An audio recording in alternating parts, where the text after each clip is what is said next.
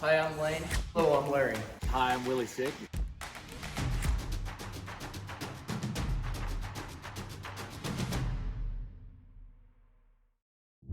Put your boots on and go to work. That's what we're there to do. And yeah, it's easy to find a reason or excuse not to work, but it doesn't really pay the bills.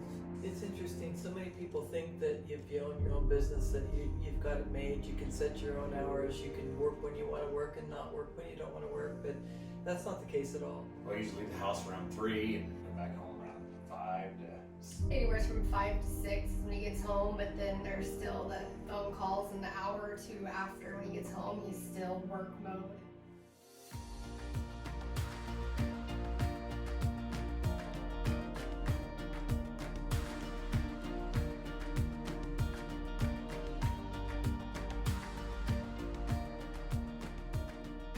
Who am I sitting with today?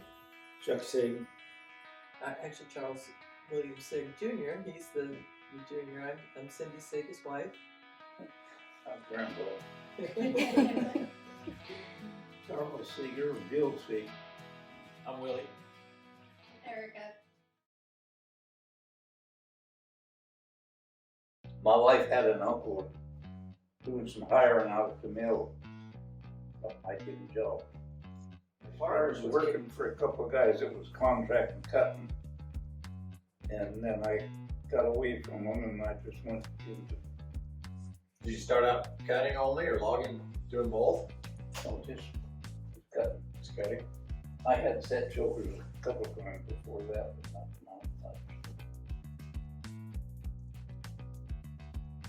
Yeah, there was Sieg Logging, then there was Crescent Hill Cutters, and then Valley View Logging, and then CTS Incorporated, well, Demolition Inc., and then CTS Incorporated. We changed the name, same business. So 3 generations then, is that right? With the 4th starting already. Yeah, tell me about your kids. The oldest is 6, the youngest is about to turn 3. Very active, outgoing.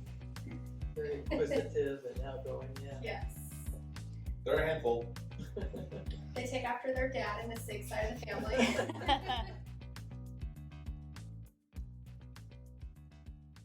4, 6. 5, 6, yeah, 6. I just take care of Everything. All the books, Yeah. yeah. She's the heart of the company. for making sure he stays alive. Does all the safety. Yeah, safety, new employee training, bookkeeping, and just pretty much whatever the guys ask me to help them with. Parts running. Yeah, running parts.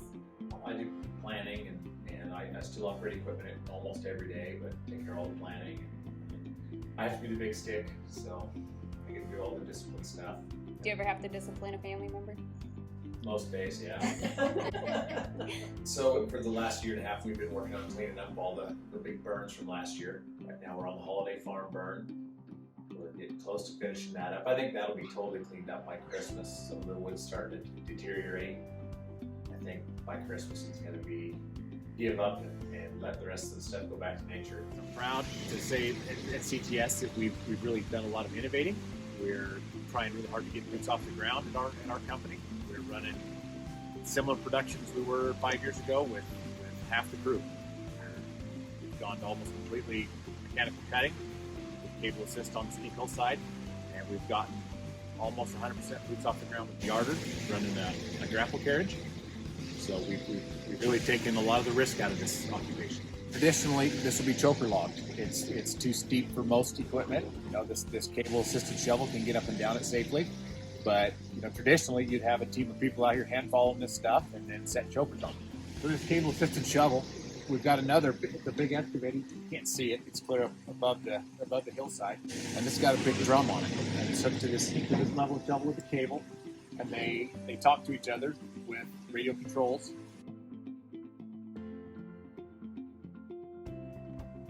Yeah, I can remember when I started, I wasn't strong enough to start the chainsaw after about an hour, so Dad had to start it and I'd run until I ran out of fuel. I'd fuel it back up and he'd start it for me again. Well, you were packing gas for your dad. How old were you? 12. Tell her the story about having to go back to the bean fields. Why? I don't think I've heard this story. Oh, I used to pack gas and mark logs, clean root logs for Dad when I was real young. And one day I was checking the humidity, wanting to not work because we'd go out to the lake early and whatnot. And pretty soon Dad looked at me and he goes, "You don't want to work today?" I said, "Well, it's pretty hot and the humidity went down at lunch yesterday." So he goes, "Yeah, you're right. Tell us if we don't need to work." About halfway home, he told me I'd be back on the berry bus. So I spent the rest of the summer making less money, and believe it or not, to this day, I wonder sometimes where some of the employees' dads were. You know, they don't want to get out of the crummy and go to work. It's like, wow. Just to, put your boots on and go to work. That's what we're there to do. And, yeah, it's easy to find a reason or excuse not to work, but it doesn't really pay the bills, so. I can't imagine not having the things to worry about that I have to worry about. I enjoy that stimulation and making sure that the guys who have something to do the next day and a paycheck at the end of the week. But all in all, it's a livelihood, not even for the money. It's just neat seeing the equipment and the guys doing their thing and cleaning up a fire or whatever we're working on at that time. It's interesting. So many people think that if you own your own business, that you've got it made. You can set your own hours. You can work when you want to work and not work when you don't want to work. But that's not the case at all. We, as a family, owning our own family business, probably work more hours than somebody that works a 9-to-5 job. Just because, when you come home at night, you can't just hang up your hat and be done. You've got a lot of other stuff to do. Line out the next day, make sure all the crews know when they're going to be going to work, and if there's any problems, issues with guys fighting amongst each other, you got to deal with that, and breakdowns, you got to get them fixed so you can work the next day. I wouldn't do it any other way. Yeah, it's not a 40 or 50 hour week. It's whether it's a 60 or 100 hour week by the time you figure in the stuff that goes on behind the scenes and everything else. Well, I usually leave the house around 3 and come back home around 5 to Anywhere from 5 to 6 is when he gets home, but then there's still the phone calls. And the hour or two after when he gets home, he's still work mode and Planning, yeah. It's a 16-hour day most days. Mechanized steep slope is our specialty. It's what we go after, and most of what we do.